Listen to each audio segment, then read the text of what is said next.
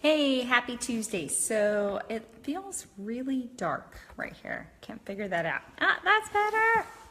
That's better. I'm gonna have to fix some stuff here. Dun, dun, dun. Just gonna move some furniture. And I'm just throwing it all over the place. All right, so happy Tuesday. First things first, thank you for being here. And second thing, I showered today, and this is actually fixed hair. I know maybe it doesn't look like fixed hair, but it is. So it's a lot better than workout hair, which is most of the time. So I said today, I can't remember, so how to say no without feeling like you're the scum of the earth. I feel like a lot of us struggle with this. I have done a lot of coaching on saying no. Hey, hi Georgia Bean, my mom. Everybody say hi to my mom, thumbs up. Love you, mommy. So a lot of us struggle with saying no. Hey, Robert. And in doing a lot of coaching on this, I feel like there are a couple of things. So there are 3 steps to learning how to say no better. And I've struggled with this myself. I have said yes to a lot of stuff, and then you end up doing so much stuff for other people, which is fabulous, but we forget to take care of ourselves, and then that time cuts into taking care of our family, and then we lose our joy in doing all this fun stuff for everybody else. So we become miserable and everybody else feels neglected. So this is why it's so important how to learn to say no. So first of all, if saying no makes you feel like you're the scum of the earth, you have to realize why that is. So you guys that are listening, so just put a 1 in the comments if you have ever felt this way. If you've ever felt like if you're gonna say no, someone's gonna think something bad about you, or it's gonna come back and you're gonna hear it later. So just drop a 1 in the comments if that's the case. Yes, thank you for the thumbs up. So here's something to think about this. When people are asking you to do something, there are 3 different reasons why. I wrote down some notes, that's why I'm looking down. So first of all, when we are trying to find volunteers, it's because either there's a lot of work or we don't want to do it ourselves. Hey, Laura. So what we do when we were trying to gather volunteers is ask everyone, right? Especially if it's a job we really don't want to do, or maybe we legitimately don't have time for it. We're going to ask everyone because we realize that if we don't get a volunteer, we're going to have to do it for ourselves. We'll have to do it ourselves. So on the other side of that, when you're being asked to volunteer, realize that you're being asked because everybody's being asked. You're not going to be judged if you say no, because you're going to be one of the 90% of people who say no to this thing. They're asking everybody. They might not be asking you because you're the especially perfect one for the job, or you're the very last ditch effort. That's most of the times that's not why you're being asked to volunteer. It's because they're asking everyone. So realize that, first of all. Second, realize that the people who get asked to volunteer more often are easy volunteers.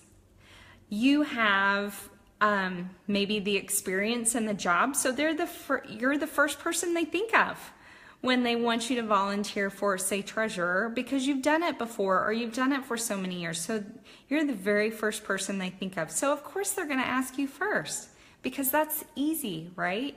Or maybe you're easy because you've said, and okay, let me back off on the phrase easy.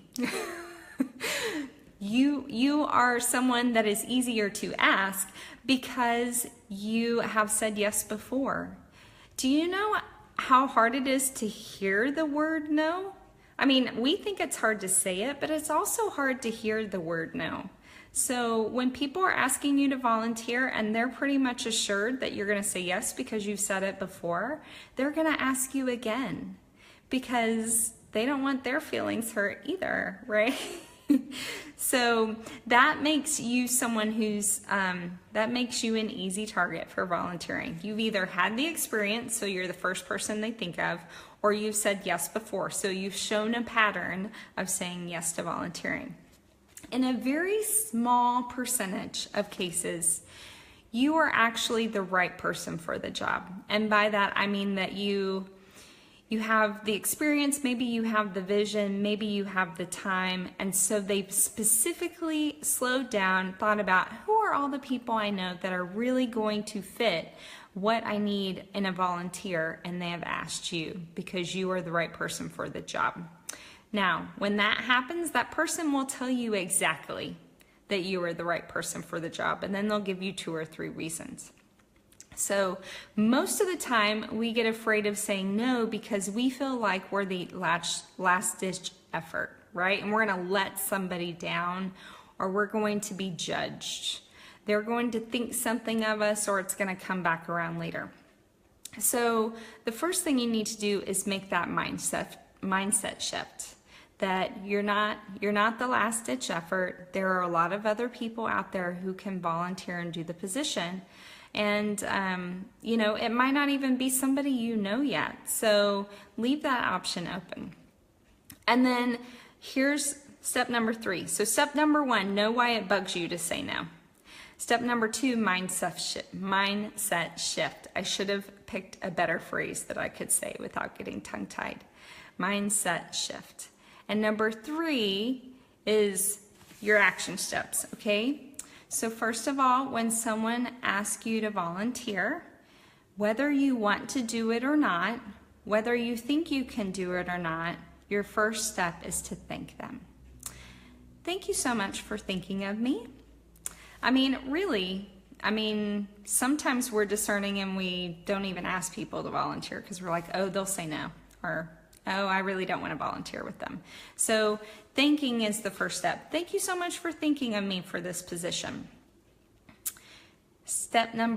Part 2 of that is tell them that I really need to go home and check my calendar and make sure that I have the right time available to give to this position. You might even at that time say, how many hours a week or how many hours a month will be expected of me? Because honestly, we do need to look at our calendars. We so overbook ourselves, right? We do everything. And this is so important right now. We're all going back to school. We're all going to be asked to do things. I'm the parent who's always like, I have $20. I can give you $20 right now. No, that's not true. Actually, sometimes I do volunteer for things. But, you have to think about what time you really have to give. Also, you want to think about, is this a position that you can give something to and that you're happy to do? Because the more you get into it and the more it takes your time, whether you plan for that time or not, you're either going to be happier about doing it or the joy is going to suck right out of you. So you have to be open to the idea of liking or not liking something before you say yes to it. So given all that, you have thanked them and you've told them you need to go check your calendar. The other good thing about this is it lets you go home and it lets you get out of that face-to-face situation. Hey, Crystal. And it allows you to be able to think about the real answer. We want to tell people yes. We want to make them happy when we're face-to-face. We sort of get this shame thing. Like if you tell somebody no to your face and now you're worried about like what their reaction is, or are they just covering something else up? So it's really important when you get asked to volunteer for something to say, hey, you know what? Thank you so much for thinking of me. I need to go home and make sure I have all the hours available to do a good job for this. And then I'll get back to you. Give them a time and then get back to them and tell them.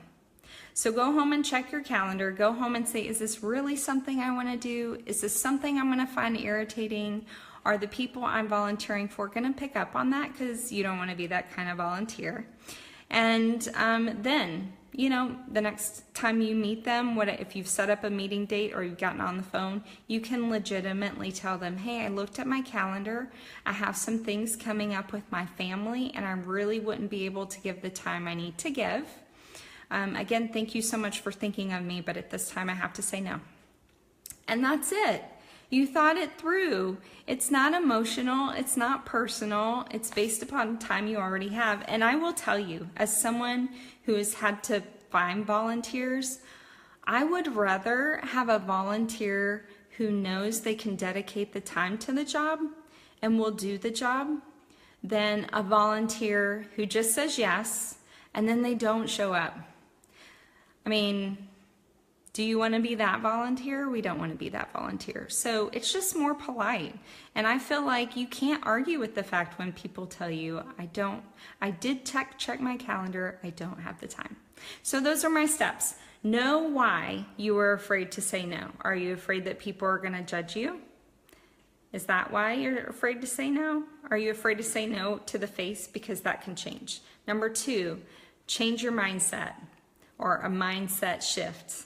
And know that they're asking everyone to volunteer. It's not just you. So you're not the last ditch effort. You can be someone who's maybe said yes before, or maybe you have experience in the job. So they're naturally going to ask you first. And know that too. That doesn't mean that someone else can't do the job, or that someone else might want to learn the job. Think about it. Has there ever been a job that you wanted to do, but the same person keeps doing it? It's like, I want a chance, but they didn't ask me. Because they kept going back and asking that person, and that person either said yes because they wanted to, or they didn't say no because they were afraid to for some reason. So just know in your mind that you have a choice. You don't have to say yes. And then thank them. Tell them you need to check your calendar, take a break, and then get back to them and tell them yes or no based on the time you have for the position and whether you will like to do it or not. And that's not just for volunteering. That could be anything. That could be like, hey, can you come watch your niece or nephew for a few hours? Or, hey, I'm looking for someone who can pick up my child on Tuesdays and Thursdays after school. Really, you need to consult your calendar. You need to see if it's something that you can do.